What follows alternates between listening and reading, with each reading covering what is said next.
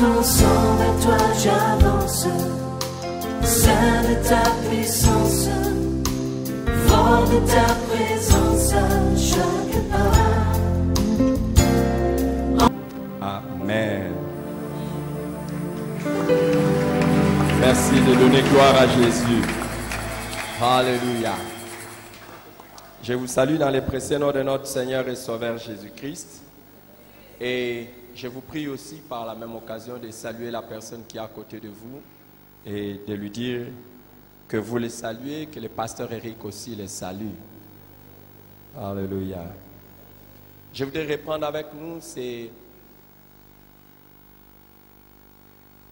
enseignements que nous avons commencé sur les commandements et l'avantage de s'aimer les uns les autres.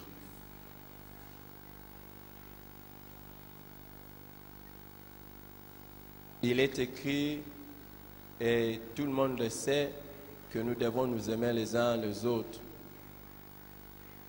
Pourquoi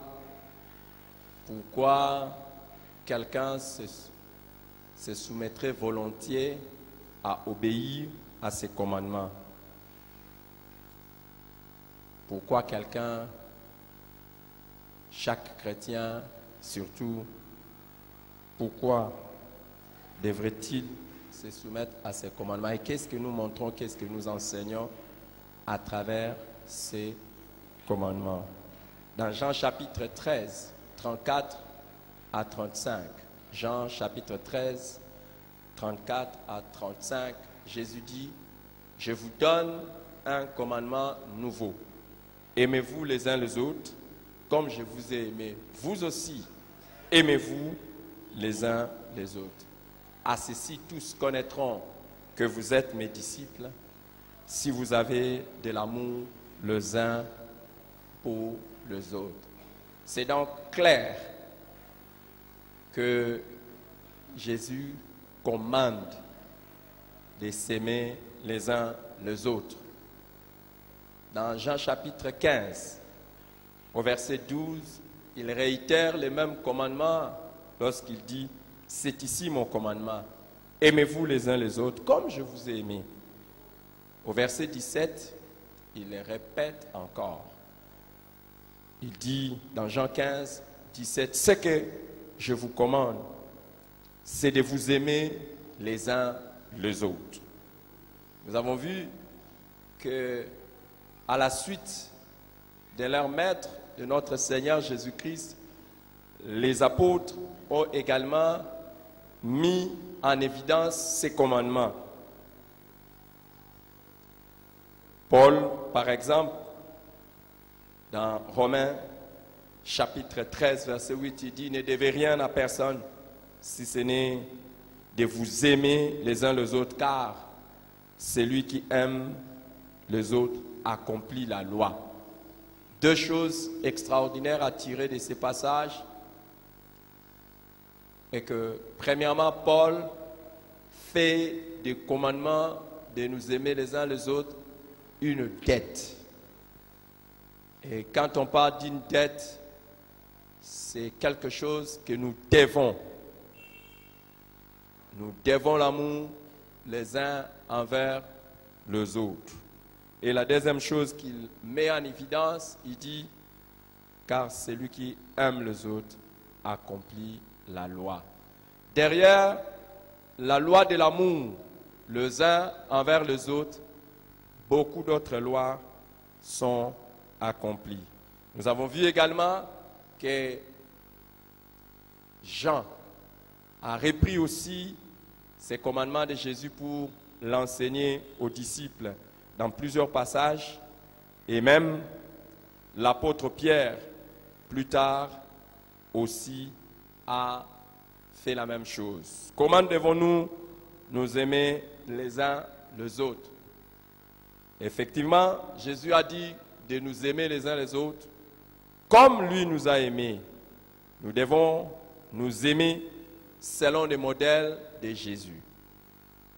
Nous ne sommes pas appelés, il ne nous est pas demandé de nous aimer les uns les autres selon nos convenances. Écoute, moi, je suis comme ceci, et quand je veux manifester mon amour envers toi, c'est comme ça, et c'est comme ceci. Non. Il nous a dit de les faire comme Jésus l'a fait. Dis à ton voisin, tu ne remarques pas que je t'aime comme Christ m'a aimé. Ne mens pas. C'est vrai, dis-le lui. Est-ce que tu l'aimes comme Christ l'a aimé? Hein? Si tu l'aimes comme Christ l'a aimé, qui a quelqu'un qui l'aime comme Jésus-Christ l'a aimé lui-même? À part votre femme et votre mari et vos enfants.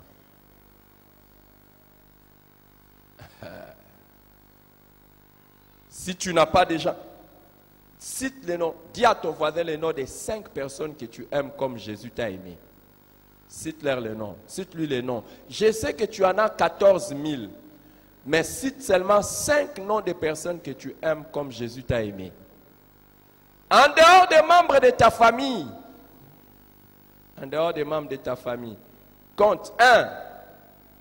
Écoutez, regardez-vous face à face comme ça, regardez-vous face à face. Quand je vais dire 1, tu cites les premiers noms. Lui aussi te cite les premiers noms. 2, il te cite les deux. Comme Jésus l'a aimé. D'accord? Est-ce qu'on peut y aller? Si tu n'as pas de voisins, regarde devant, regarde derrière. On y va. 1. Je bénis Dieu pour la personne que tu as citée. Parce qu'une personne que tu aimes comme Jésus, c'est fini. C'est bien fait pour lui. Tu as cité. 2. Tu l'aimes vraiment comme Jésus t'a aimé. Vraiment. Pas un membre de la famille. Vous allez voir, il y en a qui vont citer les amis d'enfance. Parce que depuis qu'il est venu à Jésus-Christ, il n'a pas changé d'amis. Il a gardé les mêmes amis. C'est pour cela qu'il va dans les mêmes fêtes. Il ne part pas dans les fêtes des chrétiens. Tu n'as pas remarqué? Il y a des gens, depuis qu'ils sont devenus chrétiens, il n'y a rien qui a changé. Ils vont toujours dans les fêtes avec les mêmes vieux amis. Ils font tout. Il n'a pas changé. Le fait qu'il soit devenu chrétien, ça ne lui dit rien que les autres soient ses frères et ses sœurs en Christ. Ça n'a rien changé. Il n'a pas changé de compagnie. Tout ce qu'il a peut-être changé, c'est de se retrouver dans un endroit où lui il prend un sucré alors que les autres prennent l'alcool. Mais il écoute les mêmes choses. D'ailleurs, au moment où je parle là, il peut vous chanter les mêmes choses que les autres et ses amis. Parce qu'il y va toujours et constamment. Pas vrai? Maintenant, cite le 3e nom de la personne que tu aimes comme Jésus. 3. 3. Voulez-vous que je vous dise comment Jésus nous aime? Jésus nous aime au point où aujourd'hui, jusqu'aujourd'hui, il continue à prier pour nous. Maintenant, 4. Tu vas citer le nom de quelqu'un pour qui tu pries chaque jour, alors qu'il n'est pas membre de ta famille. 4. Bon, j'ai changé. La personne pour qui tu pries même une fois dans la semaine. Chaque semaine, au moins, tu pries pour la personne une fois.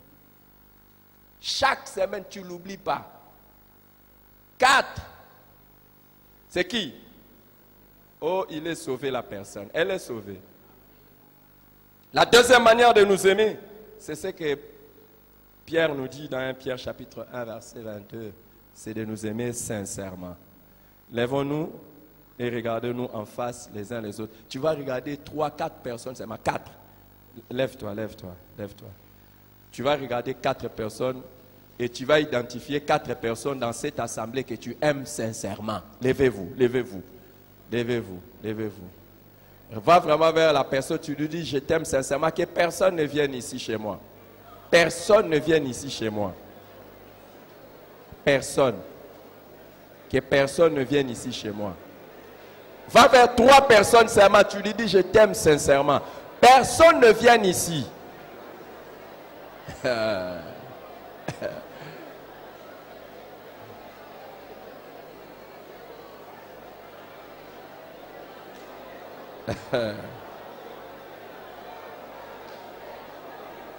Va vers 3 personnes seulement. Personne ne vient chez moi. Personne ne vient chez moi. Personne ne vient chez moi ici. Que personne ne vienne chez moi. Que personne ne vienne chez moi.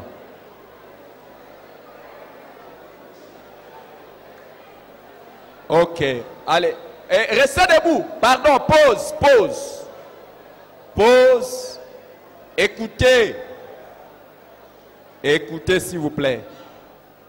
La troisième manière de nous aimer, l'apôtre Pierre dit, c'est de nous aimer avec ardente charité. C'est-à-dire un amour chaleureux. Regarde les personnes qui sont venues vers toi. Regarde s'ils t'aiment d'un amour chaleureux.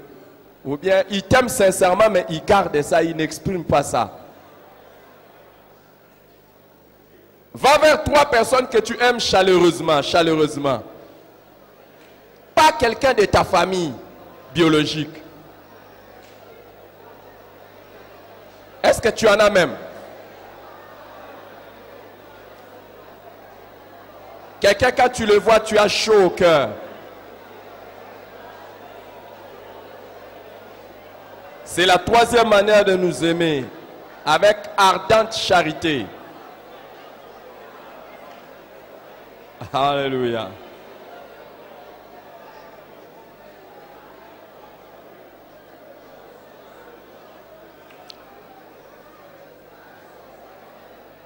Reprenez place, s'il vous plaît. La quatrième manière de nous aimer, comme le dit toujours 1 Pierre chapitre 1 verset 22, c'est de nous aimer de tout cœur. Qui aime son prochain de tout cœur? Je ne parle pas des membres de ta famille biologique, parce que là c'est le sang qui te dicte, ce n'est pas Jésus. De nous aimer de tout cœur. Et pourquoi devons-nous le faire? Qu'est-ce que nous y gagnons? Qu'est-ce que nous démontrons? Qu'est-ce que nous gagnons? Qu'est-ce que nous démontrons? Quelle est l'importance de nous aimer les uns les autres? La première des choses, nous avons vu, je vous avais dit, il y a 12 choses que nous témoignons quand nous nous aimons les uns les autres. Premièrement, c'est la preuve de la nouvelle naissance. C'est la preuve, quand tu aimes les autres, tu es en train de montrer que tu es né de nouveau. Que tu es devenu un vrai enfant de Dieu. Dans 1 Jean chapitre 3 verset 10, l'apôtre dit, c'est par là que se font reconnaître les enfants de Dieu et les enfants du diable. Quiconque ne pratique pas la justice n'est pas de Dieu, non plus celui qui n'aime pas son frère. Il y a plusieurs manières de classifier les gens, riches, pauvres, hommes, femmes, petits, grands, mais spirituellement, la meilleure des manières de catégoriser les gens, c'est enfants de Dieu et enfants du diable. Et l'une des preuves pour montrer aux gens que vous n'êtes pas enfants du diable, c'est de nous aimer les uns les autres. Arrêtez de proclamer que vous êtes un enfant de Dieu alors que vous n'avez aucun amour envers les autres. Dès qu'il n'y a pas manifestation de l'amour envers les autres, c'est la preuve que vous êtes enfants du diable. Dans 1 Jean chapitre 3, toujours au verset 14 et verset 15, l'apôtre ajoute, nous savons que nous sommes passés de la mort à la vie parce que nous nous aimons le frère. Celui qui n'aime pas demeure dans la mort. Quiconque est son frère est un meurtrier. Et vous savez qu'aucun meurtrier n'a la vie éternelle demeurant en lui. Amen. Si vous voulez savoir que spirituellement vous êtes passé de la mort à la vie, parce que depuis Adam, tout celui qui naît d'une femme né dans les péchés et est mort spirituellement. Vous voulez savoir que vous êtes passé de la mort à la vie. La preuve est là. C'est lorsque vous voyez que vous aimez le frère. Quand je dis des frères, commençons par tous ceux qui sont enfants de Dieu. Lorsque vous voyez que quand quelqu'un dit qu'il est chrétien, votre cœur bouge. Ça veut dire que spirituellement, vous êtes passé de la mort à la vie. Mais si vous voyez un chrétien et que rien ne vous émeut, rien ne vous touche, c'est que spirituellement, vous êtes encore mort. Deuxièmement, nous avons vu que c'est la preuve de l'amour pour Dieu. C'est la preuve de l'amour pour Dieu. Nous ne pouvons pas dire que nous aimons Dieu si nous n'aimons pas ses enfants. Dans 1 Jean chapitre 5, les versets 1, la version Louis II dit « Quiconque croit que Jésus est le Christ est né de Dieu. Et quiconque aime celui qui l'a engendré, aime aussi celui qui est né de lui. » La version Parole vivante dit « Celui qui aime Dieu, son Père, qui l'a fait naître de nouveau, aime aussi les autres enfants de Dieu, nés du même Père que lui. » Vous ne pouvez pas dire que vous aimez Dieu et que vous êtes nés de nouveau si vous n'aimez pas les autres enfants qui sont nés de Dieu. Il y a quelque chose qui se passe si vous êtes un vrai enfant de Dieu et si vous aimez Dieu sincèrement. Quelque chose d'extraordinaire se passe. Chaque fois que vous voyez les enfants de Dieu, vous les aimez. Il y a quelque chose de bizarre. Je ne sais pas, pour ceux qui se sont convertis de vrai, il y a comme un dilemme quand vous naissez de nouveau. Vous pouvez vous rendre compte que c'est comme si vous aimez plus les enfants de Dieu que vos propres frères biologiques et vos propres frères de sang. Je ne dis pas ça pour que quelqu'un néglige ses frères de sang, parce que chacun rendra compte aussi de cela. Mais quand vous êtes un vrai enfant de Dieu, vous allez vous rendre compte que vous êtes plus attiré vers ceux qui sont sauvés, ceux qui sont des chrétiens. Et le jour où un membre de votre famille s'est converti de vrai, c'est comme si vous devenez encore frère de nouveau. Et c'est comme s'il y a quelque chose de nouveau qui se passe. Parce que Dieu est maintenant le Père de tous. Il est votre Père à vous tous. Extraordinaire. Si vous voulez connaître l'un des critères pour détecter des chrétiens charnels et des chrétiens spirituels, c'est cela. Vous allez voir que les chrétiens charnels s'accrochent beaucoup plus aux relations humaines et aux relations biologiques. Mais les chrétiens spirituels s'accrochent aux relations spirituelles. C'est l'un des critères, parce que nous savons que nous avons Dieu pour Père. Malheureusement, beaucoup prétendent être spirituels, mais ils ne le démontrent en rien par l'amour qu'ils ont envers les autres enfants de Dieu. Troisièmement, pourquoi il est avantageux de s'aimer les uns les autres? C'est la preuve que Dieu demeure en nous. C'est la preuve que Dieu demeure en nous. Dans 1 Jean chapitre 4, 1 Jean chapitre 4, au verset 12, nous lisons « Personne n'a jamais vu Dieu. Si nous nous aimons les uns les autres, Dieu demeure en nous et son amour est parfait en nous. » Personne n'a jamais vu Dieu.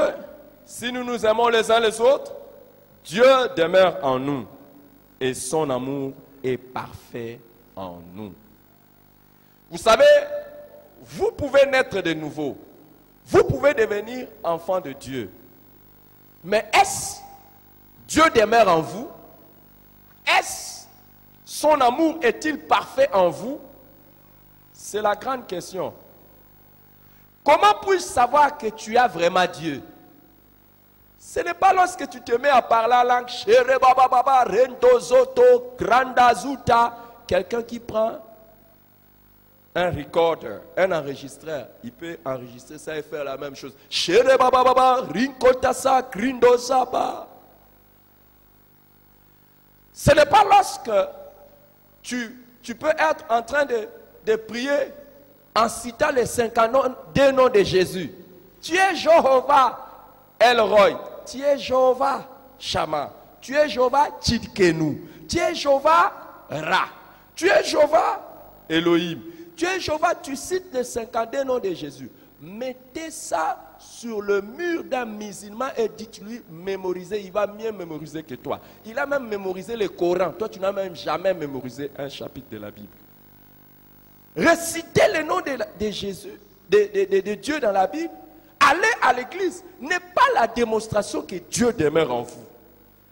Mais lorsque Dieu demeure en vous et que vous aimez vos frères et vos sœurs et que cet amour est parfait en vous, nous avons la preuve que Dieu est en vous.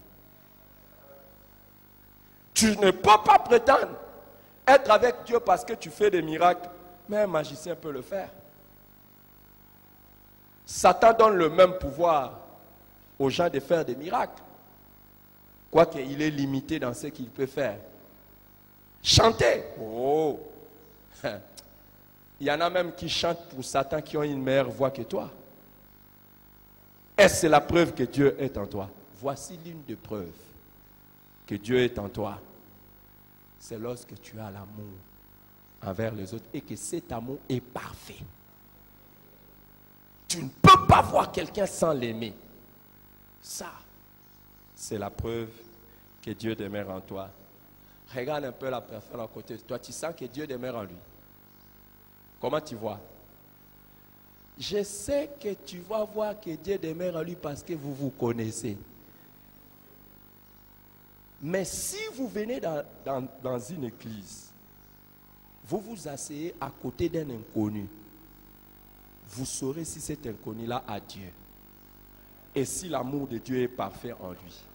Il ne peut pas venir s'asseoir, pas dans n'importe quel endroit, dans l'église, sans vous saluer chaleureusement.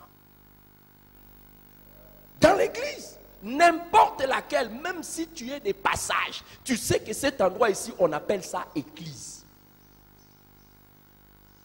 Et tu t'assois à côté de quelqu'un, tu l'ignores.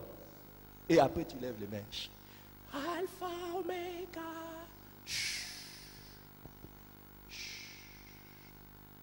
Et quand on va dire, chassons les démons, au nom de Jésus, tu transpires. Dieu ne demeure pas en toi. C'est pour ça même, tes combats sont difficiles. Tu transpires toujours pour chasser les démons. Les démons ne tremblent jamais devant toi. Parce que l'amour de Dieu n'est pas parfait en toi. Si vraiment Dieu demeure en toi, dès que tu viens dans des moments, dans des endroits comme l'église, dans des réunions comme la cellule, dans des réunions comme les débats, n'importe quel endroit où tu sais, je suis au milieu des chrétiens, tu éclates directement. Bonjour frère, bonjour ma soeur, ça va? Automatiquement, tous tes yeux s'ouvrent pour voir qu'est-ce que mon frère a besoin, qu'est-ce que je peux faire pour mon frère, qu'est-ce que je peux faire pour ma soeur. Automatiquement. Automatiquement. Tu regardes la personne à côté de toi, tu vibres. Et c'est ce qui fait que, possible, et très souvent, tu vas avoir l'envie d'aider même les inconnus. Pourquoi? Parce que juste assis à côté de la personne, tu as senti quelque chose. Dieu demeure en toi. Et son amour est parfait en toi. C'est cela. Quand tu aimes les autres, tu donnes la preuve. Je dis, l'amour de Dieu, quand c'est parfait en toi, tu donnes la preuve que Dieu demeure en toi. Tu as envie de me montrer que tu as Dieu? Montre-le-moi en m'aimant. Les amis, très souvent nous n'arrivons même pas à gagner les âmes à Jésus. Parce que même les personnes à qui nous apportons l'évangile, nous ne leur témoignons pas assez que nous les aimons. Si une personne se rend compte que tu l'aimes de vrai, il va mieux écouter ton message. Parce qu'il va voir Dieu au travers de toi. S'il nous a sauvés, c'est parce qu'il nous a aimés. Quatrièmement, c'est une réponse à l'amour de Dieu envers nous. Pourquoi nous devons nous aimer les uns les autres? C'est une réponse à l'amour de Dieu envers nous. Dans 1 Jean chapitre 4, le verset 11, il est écrit, bien-aimés, si Dieu nous a aimés, nous devons aussi nous aimer les uns les autres.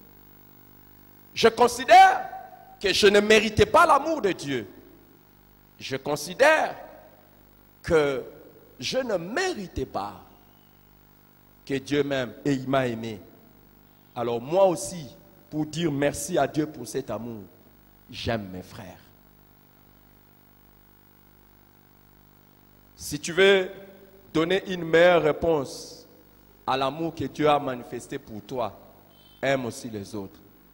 Tu as toujours dit, ah, de la boue tu m'as tiré, je ne méritais rien, je n'étais rien, je ne vivais rien, je ne faisais rien, et tu m'as aimé. Tu as fait ceci pour moi, tu as fait cela pour moi. Oh mon Dieu, si tu veux lui donner une réponse, tu dois aimer les autres. C'est pour ça que je suis obligé de vous aimer. Parce que Dieu m'a aimé trop. Et d'ailleurs, tout ce que je peux vous donner, c'est vraiment rien. J'ai jamais hésité de prendre quelqu'un dans mes bras pour lui montrer l'amour de Dieu. Parce que je sais que ce que Dieu a fait pour moi est trop. Et je n'ai pas besoin de minimiser quelqu'un. Je n'ai pas besoin de prendre quelqu'un pour rien. Parce que moi-même, je n'étais rien. Et Dieu m'a aimé. Et pour lui montrer à Dieu, lui, Dieu, que j'ai compris ce qu'il a fait pour moi, j'aime aussi les autres. Alléluia. Cinquièmement, c'est le moyen de nous accueillir les uns les autres comme Christ nous a accueillis. C'est le moyen de nous accueillir les uns les autres comme Christ nous a accueillis. Dans Romains chapitre 15, au verset 7. Romains chapitre 15, le verset 7. Nous lisons, « Accueillez-vous donc les uns les autres, comme Christ vous a accueillis pour la gloire de Dieu. » Comment nous nous accueillons? Comment nous nous acceptons mutuellement? Tout dépend de l'amour que nous avons les uns les autres. Et généralement, nous ne nous accueillons pas, nous ne nous acceptons pas mutuellement comme Christ l'a fait pour nous, parce que simplement, il y a carence de l'amour les uns envers les autres. Quand nous nous levons, nous regardons quelqu'un en face de nous, nous disons, on a toutes sortes d'opinions et nous nous mettons sur nos réserves. Nous nous disons, ok, bon, ça va, on est frères, mais nous sommes quand même frères, mais. Pourquoi? Parce que nous ne nous accueillons pas comme Christ nous a accueillis. Nous ne le faisons pas. Nous ne nous acceptons pas. Nous ne nous regardons pas. Et nous ne nous apprécions pas mutuellement comme Christ l'a fait envers nous. La preuve, toutes sortes de discriminations, même parmi les chrétiens. Discrimination, je dirais, économique. Certains se disent riches, d'autres se disent pauvres. Les pauvres n'acceptent pas les riches n'acceptent pas les pauvres. discrimination tribale, clanique. Il y en a qui, lorsqu'ils entendent seulement le son de la langue de leur mère, ils bougent mieux que lorsqu'ils entendent déjà un accent.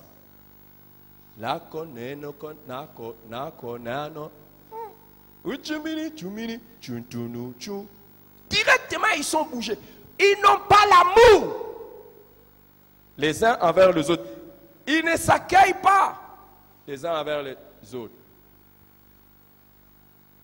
Ça fait 20 ans que je dirige cette église. Je me suis fait entourer de beaucoup de personnes depuis de longues années.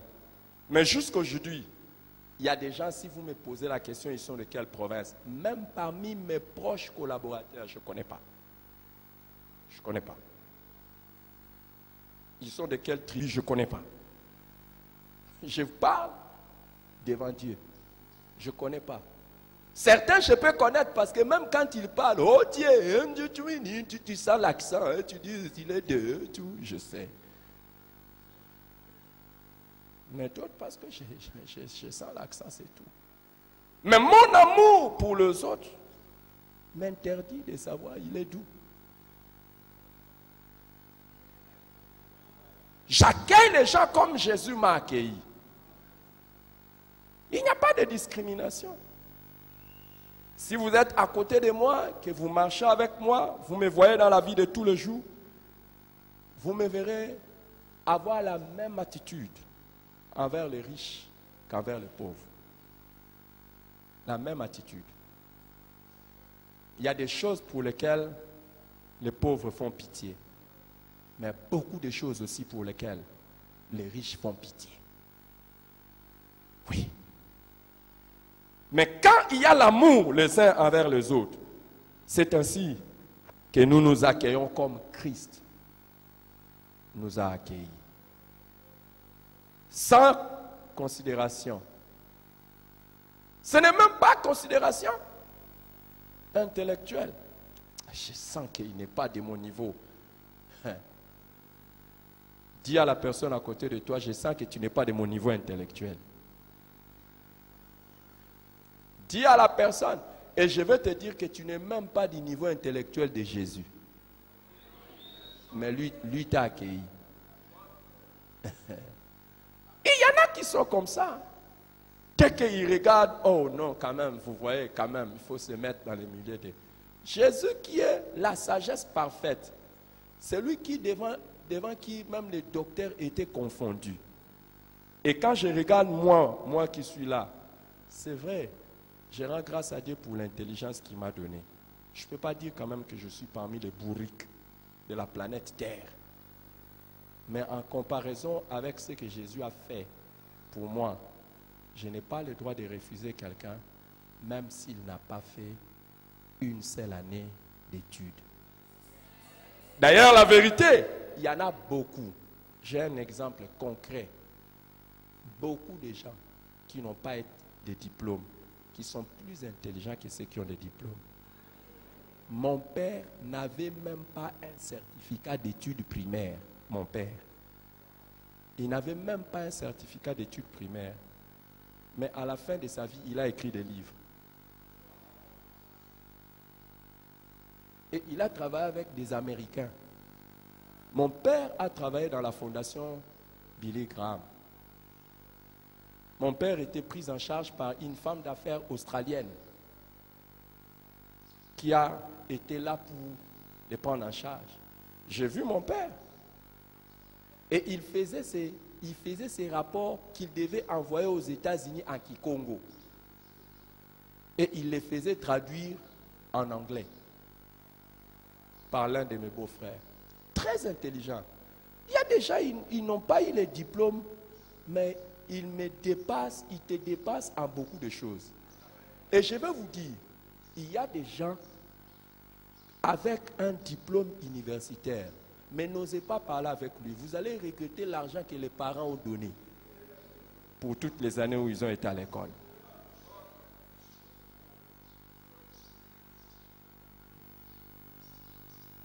La preuve, Il y en a qui ne cherchaient que les diplômes universitaires. Ils ont terminé la filière dans laquelle ils étaient inscrits et que Dieu leur fasse grâce. Sinon, jusqu'à la fin de leur vie, ils n'utiliseront aucune chose apprise à l'école.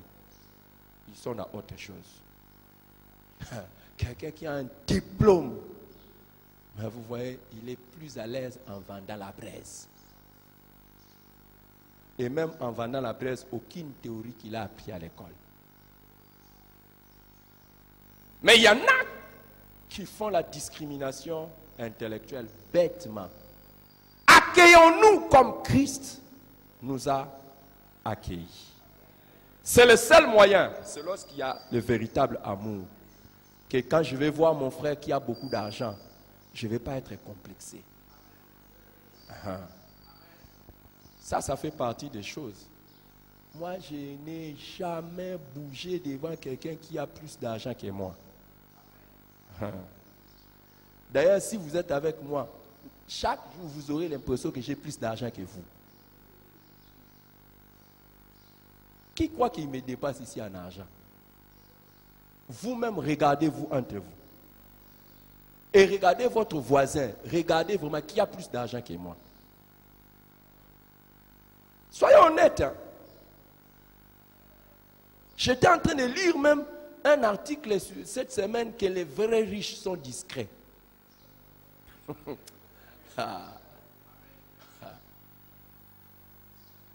Qui d'entre vous ici a plus d'argent que moi? Non, entre nous, sincèrement, parlons au sujet de l'argent. Je mets ma main dans la poche. Qui a plus d'argent que moi? Que Dieu nous garde. Mais il y a des fois, je regarde les dîmes de certaines personnes, je dis, Seigneur, comment ces gens ne font pas des exploits dans la vie avec ce que tu leur donnes? Mais quand tu as la grâce, même quand tu as peu, tu peux faire beaucoup. Alors ne minimise pas les gens. Parce que la Bible dit même, tel fait les riches, mais il est pauvre. Donc ne minimise pas les gens par ce que tu vois. Parce que beaucoup de gens, peut-être que tu vois comme ça, là, il est mieux que toi. Dans la semaine, j'étais même en train de dire, dans la semaine, j'ai ouvert une brèche pour parler de quelque chose de très fort. Toute personne qui a la dette des gens, c'est un hypocrite. Si tu as eu une maison à crédit au niveau du service, ne te tape pas la poitrine, tu ne dépasses pas ceux qui sont des locataires. Ce n'est pas une vraie richesse. Si tu t'habilles à crédit, j'ai pris et je vais payer un peu. Ce que tu as porté là, ça ne t'appartient pas. Ne mets même pas de maquillage. Quelle tromperie. Et il y en a de la tête jusqu'aux pieds. C'est à rendre aux gens. Si aujourd'hui on met top qu'on a pris temps, on dit ça appartient aux autres. Oui, c'est un choc. Arrête. Et puis, arrête de faire les riches au milieu des enfants de Dieu. Parce que plus tu fais les riches au milieu des enfants de Dieu, plus tu es obligé d'aider les autres. Parce que nous sommes bénis pour être des sources de bénédiction.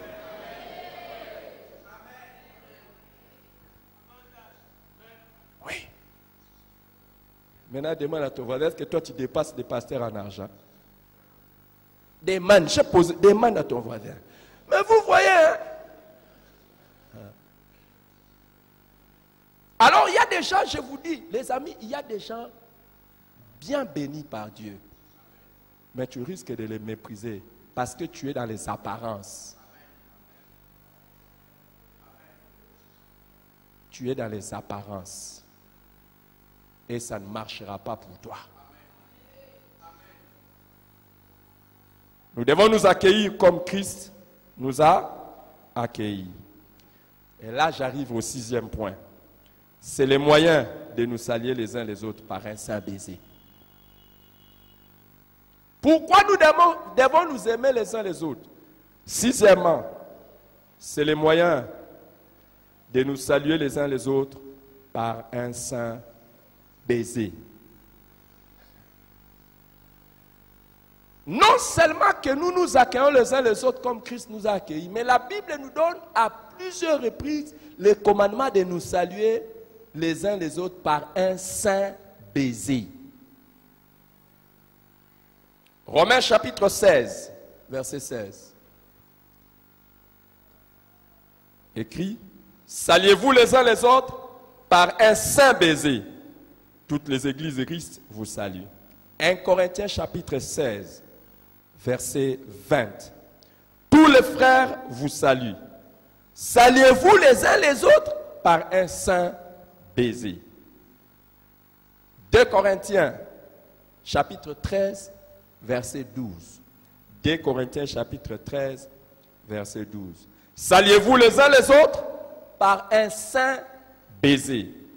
1 Pierre chapitre 5, verset 14.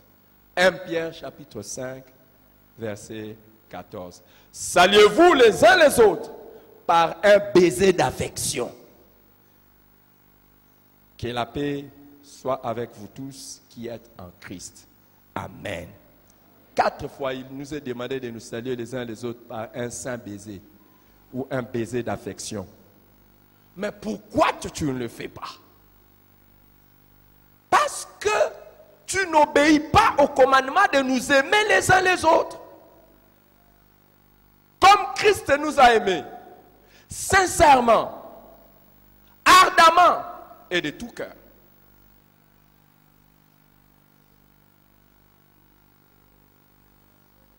S'il y avait cet amour, dès que tu arriverais et que tu te rends compte que c'est un frère et une sœur en Christ, tu t'empresserais à les saluer par un saint baiser. Qui a salué 3 personnes par un saint baiser ce matin?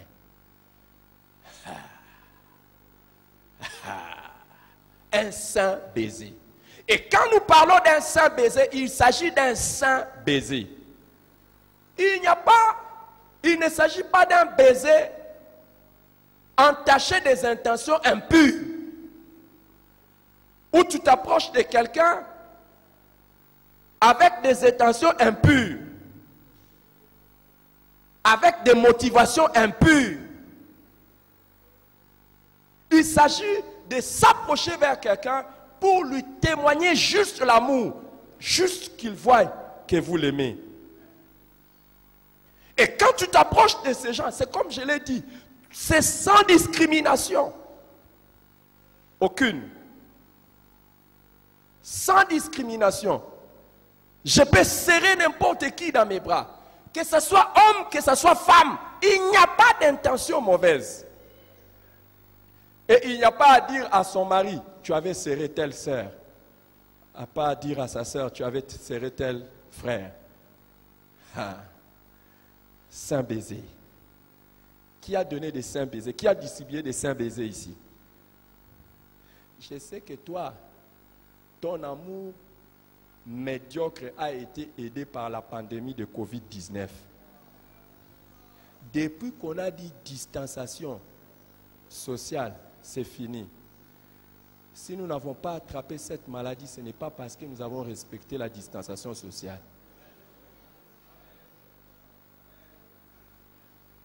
Pas seulement parce qu'on n'a pas. Je n'ai pas dit qu'il ne faut pas respecter. Mais si nous n'avons pas attrapé ça, c'est par la grâce de Dieu d'abord. Nous sommes dans un pays où, quand j'entends quelqu'un dire qu'on a maîtrisé la pandémie, je dis alléluia, Dieu seul sait. Vous avez maîtrisé ça comment? Parce que même quand toi qui dis j'ai maîtrisé la pandémie, tu perds un des membres de ton cabinet, il suffit seulement qu'on arrive là, on ne voit aucun respect des mesures barrières. Regardez le deuil de ceux qui nous dirigent quand ils sont éprouvés dans leur famille ou dans leur lieu de travail. Allez, vous verrez quelle pagaille il y a. Je vous ai dit un jour, j'étais traumatisé. Je suis allé pour l'enterrement d'un pasteur. J'ai vu de foules. Et comment c'était plus qu'un marché. Mais c'est un hôpital officiel où toutes les personnes officielles vont. Moi-même, vous savez, moi, je suis un téti bizarre en ce qui concerne les histoires des maladies et tout ça.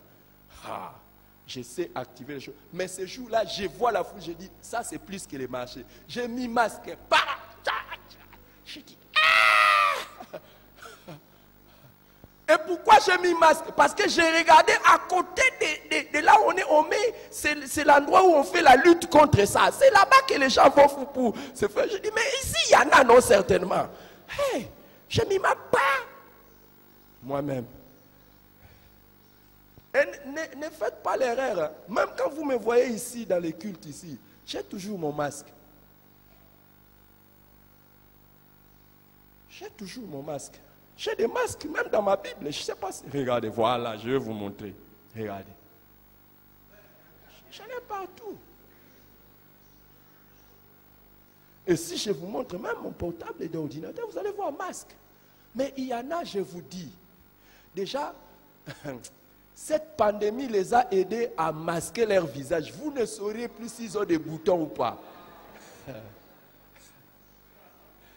Et vous ne saurez même plus s'ils sont contents ou pas. S'il y en a, vous regardez seulement ici, seulement. Et quand la Bible dit, saluez-vous par un sang baiser, c'est fini, c'est fini. Ils ne feront plus jamais ça, même quand la pandémie sera éradiquée. D'ailleurs, ils ne le faisaient jamais avant. Ce n'est même pas la pandémie qui les a arrêtés de saluer les gens par un sang baiser. C'était des gens, messieurs propres, madame propre. Mais c'est considération. Pourquoi je vais te serrer dans mes bras? Tu n'as jamais serré comme ça un inconnu à l'église. Ah mon frère, non, asseyez-vous. Est-ce que vous avez fait ça déjà? Vous vous levez comme si vous faites ça. Tu sers quelqu'un que tu ne connais pas, juste par l'amour de Jésus. Tu le prends. Tu lui fais des accolades. Un saint baiser sans intention, pas pour toucher ses seins. Je disais un saint baiser, pas pour toucher ses seins. Et te consoler un peu.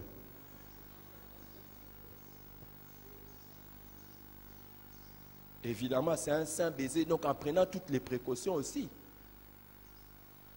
Ce n'est pas en la saluant et à la tenant tendrement comme ça, tu le tiens tendrement. Viens mon fils, tu le tiens tendrement et puis la personne sent que c'est comme si ça va commencer aujourd'hui. Non!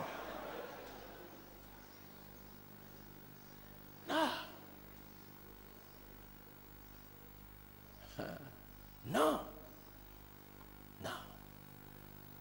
Mais pourquoi n'arrive-t-on pas à faire ça? C'est justement parce que nous n'avons pas l'amour les uns envers les autres. Nous ne pouvons pas nous saluer chaleureusement. Nous venons à l'église, nous nous saluons comme si nous étions des étrangers. Et pourquoi je saluerai un inconnu? Pourquoi je vais accueillir cet inconnu? Pourquoi je vivrai avec lui comme si c'est quelqu'un? Parce qu'on n'a pas l'amour les uns envers les autres. Que Dieu bénisse sa parole.